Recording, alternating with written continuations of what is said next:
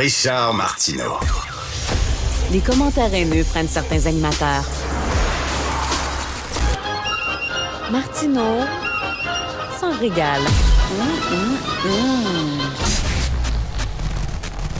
Vous savez, en URSS, dans les années 30, 40, 50, les artistes devaient élever la conscience des citoyens, propager la bonne nouvelle, véhiculer les valeurs, les bonnes valeurs du régime, en peignant, par exemple, des paysans qui fauchaient le blé dans un champ avec le sourire, en sifflant et tout ça. Et les peintres qui étaient un peu plus abstraits, eux autres étaient mal vus du régime parce que, c'était des formalistes, ils n'aidaient pas à propager la bonne nouvelle. Moi, j'aime beaucoup les musées. Je vais souvent dans les musées. Je suis abonné au Musée des Beaux-Arts de Montréal. Et je vois depuis quelques années, coudonc, l'art, ça sert à quoi? L'art, ça sert-tu à nous faire la morale? Et c'est avec bonheur, plaisir et jouissance que j'ai lu dans Le Devoir cette semaine un texte d'un artiste en art visuel, M. Raymond Aubin, qui se posait la même question, qui a publié un texte, L'art moralisateur, hier et aujourd'hui, qui déplorait justement qu'on demande de plus en plus aux artistes d'élever la conscience des citoyens, alors que c'est pas le rôle de l'art. Il est avec nous. Bonjour, M. Raymond Aubin. Bonjour. Bonjour. Merci de votre texte qui me fait beaucoup de bien. Écoutez, je pense que n'importe qui va dans des musées, on voit, j'avais vu une exposition Picasso, magnifique, j'adore Picasso. La dernière salle, on nous disait que Picasso il allait aux prostituées, il était méchant avec ses maîtresses, il n'était pas un bon mari, un bon amant. Puis là, on nous faisait la morale. Est-ce que c'est le rôle des musées de faire ça, M. Aubin? Écoutez, ça dépend du paradigme de l'art dans lequel on se situe.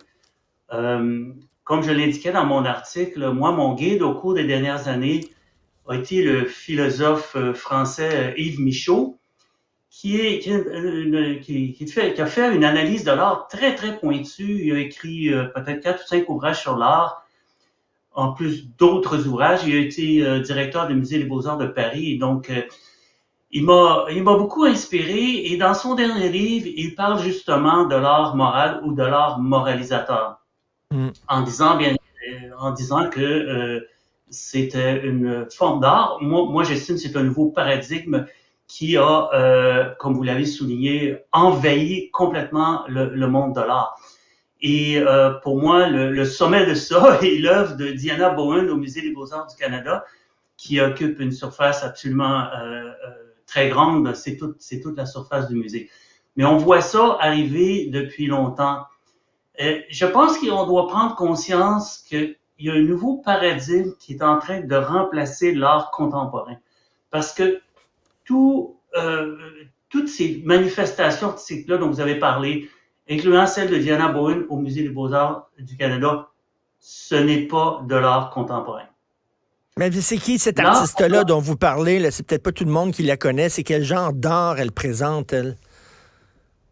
C'est une artiste quand même avec un parcours très sérieux. Elle a obtenu le prix du gouverneur général du Canada en 2020, je pense, en art visuel et médiatique. Elle a un parcours très riche. Elle a eu des bourses très prestigieuses, bourses Guggenheim et tout.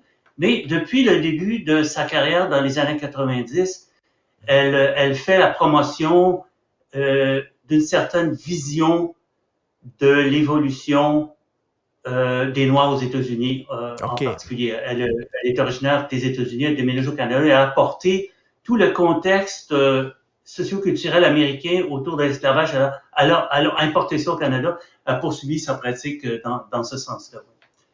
OK, donc elle a des bourses, elle a des subventions parce que elle propage l'idéologie à la mode, etc., qui est appuyée par les directeurs d'organismes subventionnaires, par les directeurs et directrices de musées, etc. Ce que vous dites, c'est que maintenant, si un artiste veut vivre de son art, il doit cocher certaines cases en disant, là, est-ce que tu vas propager la bonne nouvelle de la décolonisation? Est-ce que tu vas faire de l'art autochtone? Est-ce que tu vas défendre la cause des Noirs et tout ça? Un artiste Picasso a révolutionné le monde de l'art parce que c'est un inventeur de formes, M. Aubin. Il inventait des formes. Il n'était pas là pour propager des contenus, puis des idées, puis des idéologies. Voyons donc. Ouais. Ben, c'est le gros changement. Ben, écoutez, on sait que quand un prix est accordé ou une bourse est accordée à un artiste, il y a toujours deux joueurs. Hein. Il y a l'artiste qui présente son travail et ses propositions, mais il y a le jury aussi qui décide qui va recevoir l'argent ou pas. Donc, c'est un jeu qui se joue à deux. Vous avez raison de le souligner. Je pense pas qu'il y a un complot que soit organisé à ce point-là, mais il y a un courant général dans le monde des arts, un déplacement vers un nouveau paradigme qu'on peut appeler l'art moralisateur ou l'art édifiant. J'avais juste à regarder le programme de Momenta à Montréal qui vient de se terminer. D'accord? Oui. Il y a la moitié des propositions artistiques qui tombent dans ce paradigme-là d'art édifiant ou d'art moralisateur. Et c'était la même chose il y a 2 ans. Mais revenez 5 éditions en arrière du temps qui s'appelait le mois de la photo. Ça n'existait pas. On n'avait pas cette forme d'art-là qui était proposée au public.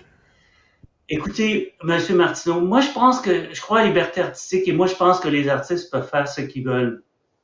Mais ce qui me désole dans la situation actuelle, c'est que c'est un paradigme de l'art qui évince le spectateur. Oui. Mais et surtout pense à la place du spectateur. C'est un paradigme de l'art didactique qui enseigne des choses et qui laisse aucune place à l'intelligence du spectateur.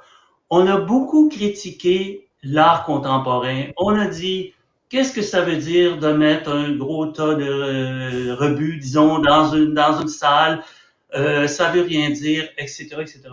Sauf que l'art contemporain, qui est en train de disparaître, était basé sur la transgression. Alors, on rentrait dans cette salle-là et on était stimulé. Il y avait une forme de questionnement, il y avait une forme d'humour. Je vous apprendrai pas que les militants n'ont aucun humour. Une forme d'humour, une forme de doute, une forme de mystère. Mais quand on regarde l'art édifiant aujourd'hui, tout ça est évincé. Le spectateur est un élève dans une classe et on lui montre ce qu'il doit penser des questions sociales aujourd'hui en 2020. Vous avez tellement raison. Et le rôle d'un artiste, on peut en débattre longtemps, mais moi, j'aime les artistes qui provoquent, qui me choquent des fois, que je suis pas content de voir ce que je vois. Je suis choqué. Ils me sortent de ma zone de confort. Le rôle d'un artiste, c'est aussi de nous montrer ce qu'on veut pas voir, de mettre le doigt sur le bobo, etc. Mais là, il y a des artistes aujourd'hui qui ne pourraient plus être exposés dans certaines galeries parce qu'on trouverait qu'ils offensent trop, qu'ils offusquent trop les gens. Et comme vous dites, là, c'est plus des musées, c'est des salles de classe. On nous fait la leçon tout le temps. Écoutez, M. Aubin, je suis allé voir une comédie musicale cette semaine. Une comédie musicale, bon Dieu, La famille Adams. Le metteur en scène est monté sur scène en disant « Le message de cette comédie, c'est qu'il faut accepter les différences. » Je me suis dit « Bon Dieu! » Je me sentais, j'avais 8 ans, j'étais dans une classe. Oui. Vous savez, vous avez parlé au début, et j'en parle un peu dans mon article, il y a eu ce mouvement-là de réalisme socialiste au 20e siècle qui était finalement à la solde des régimes communistes qui devaient encore là et encore une fois éduquer les foules. Mais je pense qu'on peut remonter à bien plus loin que ça. On peut remonter au Moyen Âge où l'art servait à éduquer les foules. L'art dans les églises, l'art religieux, d'accord? Et probablement du fait qu'il y avait beaucoup d'analphabétisme, les gens ne savaient pas lire, il y avait peu de livres de toute façon. Alors, moi, des fois, j'ai l'impression qu'on revient au Moyen Âge avec des œuvres qui rappellent de l'histoire sainte, qui rappellent la vie des saints, des œuvres édifiantes, des œuvres pour nous élever moralement. D'accord? Et si vous regardez la murale au Musée des Beaux-Arts du Canada, ça pourrait être des œuvres qu'on retrouve sur les murs d'une cathédrale. Même physiquement, ça a l'air de ça. Et en terminant, M. Aubin, le refus global, c'était des artistes qui disaient, on en aura le bol de cette chape de plomb qui nous empêche d'imaginer, de sortir. Là, on étouffe les artistes. Est-ce on est dû pour un nouveau refus global? Parce qu'on a remplacé les curés. Là. Maintenant, ce sont des curés laïcs, mais c'est la même chose. Ils nous font la leçon. On serait dû pour un nouveau refus global en 2023. Écoutez, moi, honnêtement, M. Martineau, je suis assez pessimiste parce que j'ai vu ce mouvement-là de ce que j'appelle l'art moralisateur monter. Ça a été confirmé avec brio par mon auteur préféré, Yves Michaud. Et je vois aucun signe de ralentissement de ce mouvement-là. Excusez-moi d'être pessimiste. Ouais. À mon avis, ça va continuer à monter. Vous avez seulement à regarder les programmes universitaires dans les départements des arts visuels. Regardez ce qu'on enseigne. Regardez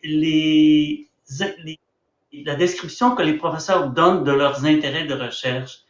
C'est pas tous les professeurs, mais pensez-vous que tous les professeurs disent, moi, mon intérêt de recherche, c'est de développer la peinture, la vidéo, la réalité virtuelle ou augmentée, l'intelligence artificielle. Non.